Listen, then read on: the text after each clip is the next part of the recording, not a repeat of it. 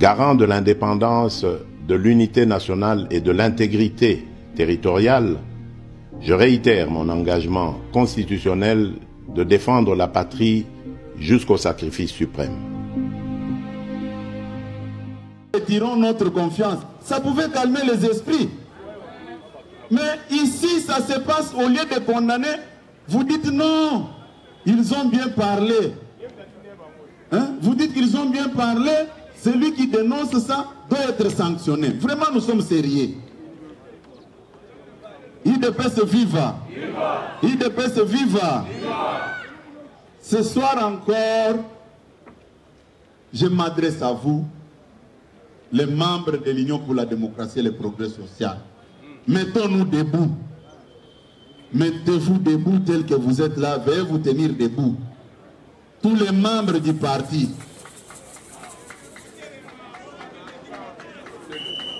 Il faut encore crier ce soir. Non au discours tribal.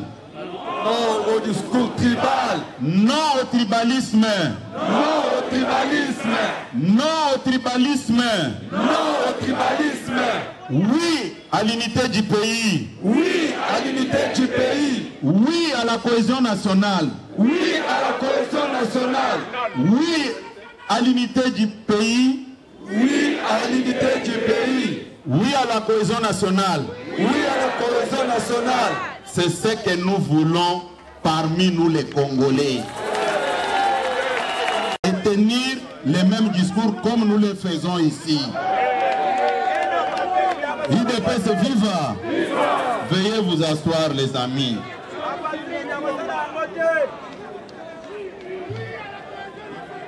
IDPS viva! IDPS viva!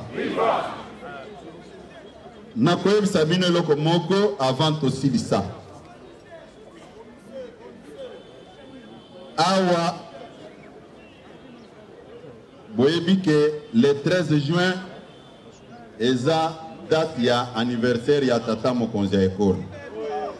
Boyebi yango malamu. Mais tata mokonzi ya ekolo azaka kapona biso moko te. Boyebi yango. Yende chouchou à ba Congolais nyonso. Ezabo été. Ezabo été. Ezabo été. Est-ce que Bogoki vous souhaitez joyeux anniversaire anticipé?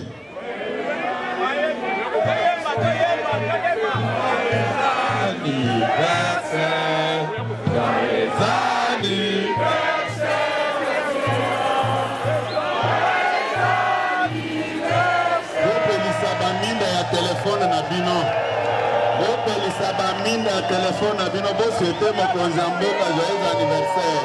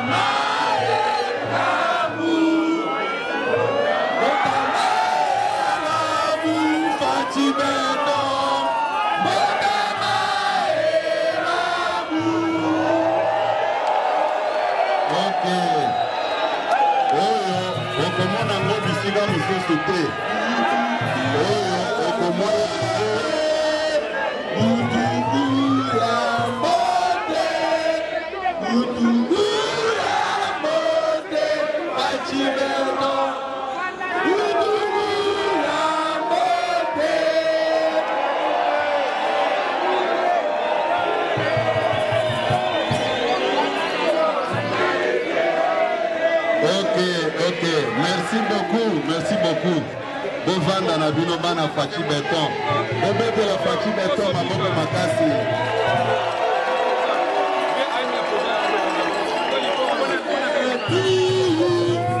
IDPS viva. IDPS viva. Matam o nazako sabino na poko alelo. Eza fobiso nyonso tozala préparer. Anniversaire wana ekoleka le 13 juin. Nayebi ke soki mokonzi mboka alobi abengisa biso boye. ekosimba te. Ba Congolais mususu bakoloba biso pe toza kokende. Na ville tozana une affaire de 15 millions de Congolais. Ce qui a invité Bango na évité kokotsa Bango place nini. IDPS viva. Yango biso tolobaka ata fachi apesi biso. Ata apesi biso te tokoboya ye.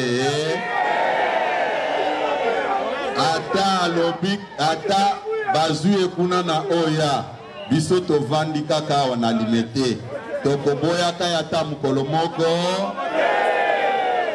biso toza kosala ndenge basi oyo mama oyo kolo mwana oyo akendeke pa Salomon oyo ayebisaki kolo mwana teke olie mwana akufa mievo yabatela mwana pona mona kaye toyokani malamu ata lelo batu mususu balobi bazao balingi fachi beton me bakolingaka ye koleka biso awa yango bozomona batu nyonso ya mitema mabe bazoloba boye me bato ya IDPS wana balembaka te bazwi eloko te ata tozwi eloko te tolingi kaka fachi beton botambola maboko likolo mpona fachi beton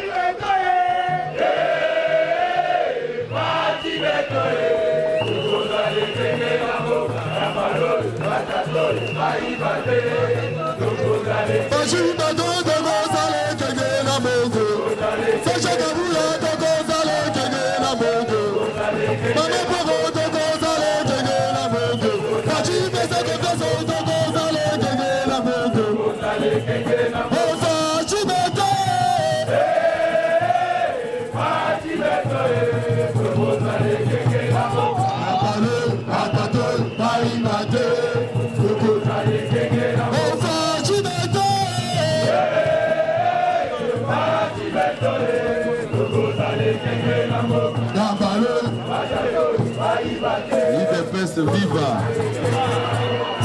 Bon, naipsa kibino ke na oetali bakandida tokozala na ba séance de travail na bakandida nyonso mais vu le nombre ya batu ba déposer ba dossier na bango tokozala na facilité ya ko réunir bango le même jour te tokobando salango d'une manière progressive. Lelo tokozo ata 500 personnes, 200 personnes, to vandi, to expliquer bino ba stratégie o biso tokote en place. Toyokani? Soki tozui bino nanute na appel ya liboso, bo dramatiser ngote. Bomona ngo mabete ko CG baponi bilongi, o balobi baonde bakozala retenir non. Je veille sur tout le monde. Toyokani? Tokani makasi na yo nde na terrain bino pe botika ba candidat bozo vite bango nyonso o mwana motu moko azana mwam alati polo ya mutu mwam soko ke na lukunga alati polo soko ke na chango alati polo soko ke na funa alati polo finalement yo ko voter na circonscription nini Nalobi te nalobi botika mama pongo calme namoni nalobi bino ba candidat bozala ka pena système ya kokanga batu ba photo comme ça ba msusu ba kokima puisque nazomona soki vani na télévision omonika ke longi moko mona nde omona ke koto bote eza bien te bon yango nalobi soki bameki koyebisa nga nazwa ata 10 ou 5 personnes mpona kokende na bango na anniversaire ya tata mokonzi bomona yango grave te puisque tata mokonzi akomi ya bakongolais nyonso toyokani me oyo ya biso boyokanga malamu ya biso fete ya anniversaire ya mokonzi tokoya kofeta ngwao tokozwa banini oyo ya masanga wana ya mai masanga ekozala te toyenanga biso nyonso tosepeli puisque toyokana ekozala facilité ya kozwa bato nyonso IDPS eza munene mais ya biso fête ya anniversaire tokosalela yango libanda puisque awa bomoni ke lopango ekomaka moke we tokosalela yango libanda comme ça bakamion ya mai wana eyaka bobandomela mai bino nyonso tokosimba babuji na biso toyokani mardi le 13 naza koloba ngo bakandida bamembre ya parti bakadre nyonso tokosala ya biso nini anniversaire ya tata mokonzi ya ekolo awa toyokani tokosala ngo na moi awa toyokani na ba 14h 15h biso tu awa liboso awa toyokani boza d'accord botombola maboko likolo soki boza nango d'accord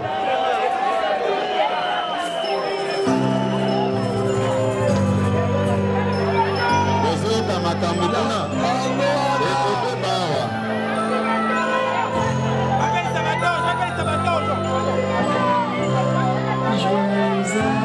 bopelisa baminda wana bopelisa minda ya batelefone botelema likolo tolemba mokonzi ya mboka te bopelisa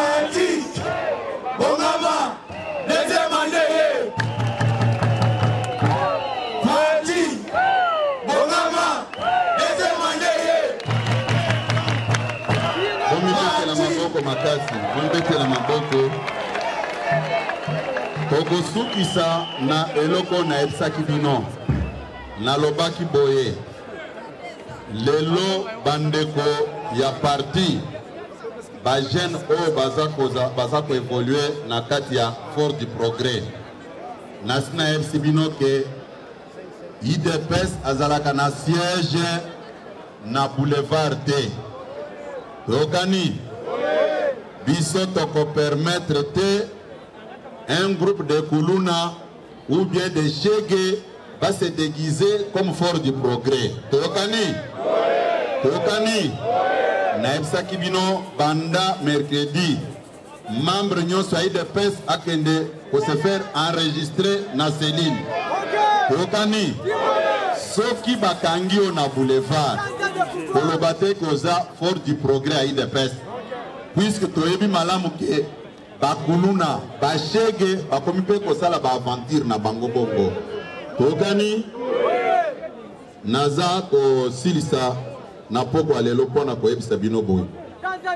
Toza la distraite, toza la déterminée, ti na victoire finale. Tokani,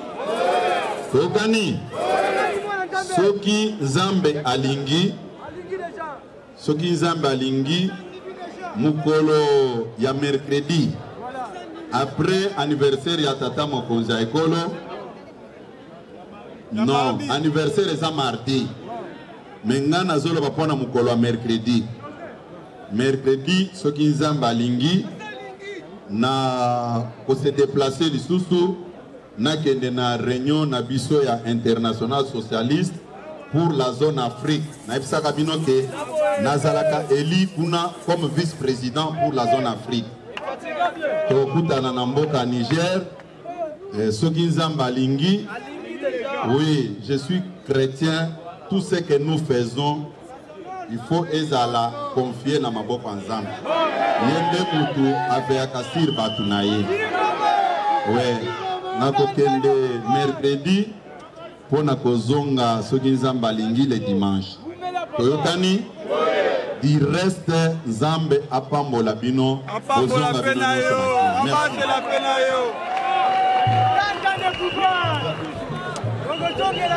Je vous ai toujours dit, non seulement il a les attributions de secrétaire général, mais aussi... À l'opinion, à ce que la biso bailli de peste de la discrété, aussi comme un seul homme, pour la Corélie, mon conzambo, c'est une grande majorité écrasante. Et puis à ce que la biso a unité nationale. Par rapport à un discours, il y a des étrangers qui ont infiltré le Congo, soit disant opposants. Il y a un parti, à ce que la biso a unité nationale, conformément à la constitution de la biso, pour essayer de la cohésion nationale et internationale. Il y a interpellé Bacheke, Bakuluna, qui s'est manifesté comme un fort hypocrite.